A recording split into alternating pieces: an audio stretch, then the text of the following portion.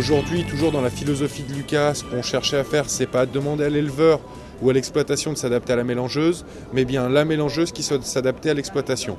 Donc pour ce faire, l'éleveur peut choisir parmi les volumes, et une fois qu'il a choisi les volumes, il peut choisir parmi 3 modes de distribution. Un tapis transversal qui est situé à l'arrière de la machine, des trappes latérales droite et gauche, ou une turbine de paillage. Donc l'UKG avec cette machine devient le premier fabricant français à proposer une automotrice de dessilage qui inclut la fonction paillage avec la turbine à l'arrière. Donc la turbine est issue de la gamme Castor. Entre la cuve et la turbine, on a mis un système de démêleur pour assurer une bonne régularité dans la distribution ou dans le paillage. Et la turbine reprend les grands points des turbines Lucas, à savoir notamment le contre-couteau de goulotte qui assure un fonctionnement anti-bourrage dans le cadre de la distribution des fourrages. L'éleveur peut suivre son chantier avec les caméras qui sont situées en haut de la machine juste à côté de la goulotte.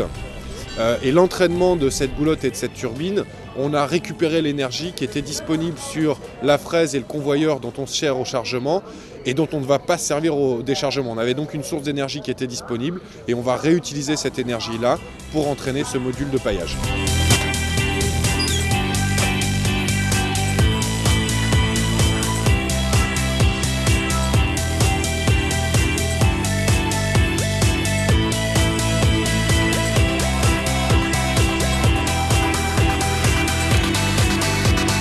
Donc la machine est issue d'une gamme complète qui va de 12 à 18 mètres cubes, équipée de moteurs Deutz 4 ou 6 cylindres. Les grands points de cette gamme, c'est l'entraînement du mélangeur par une boîte PowerShift, 3 rapports, qui nous permet d'avoir plus de souplesse dans l'entraînement du mélangeur.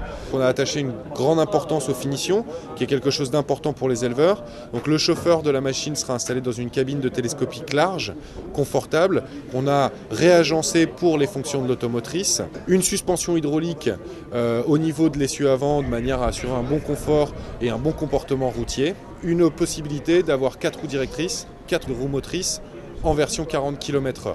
C'est important pour les éleveurs, notamment pour les CUMA qui vont par exemple se retrouver dans des régions un peu plus montagneuses où il y a des risques de neige. Avec le 4 roues motrices, 4 roues directrices 40 km/h, on répond complètement à ce besoin. L'avantage du 4 roues directrices va permettre de se déplacer en crabe, d'avoir un rayon de braquage qui est très faible, puisque sur une machine qui fait 10 mètres de long, on a un rayon de braquage qui est inférieur à 7 mètres.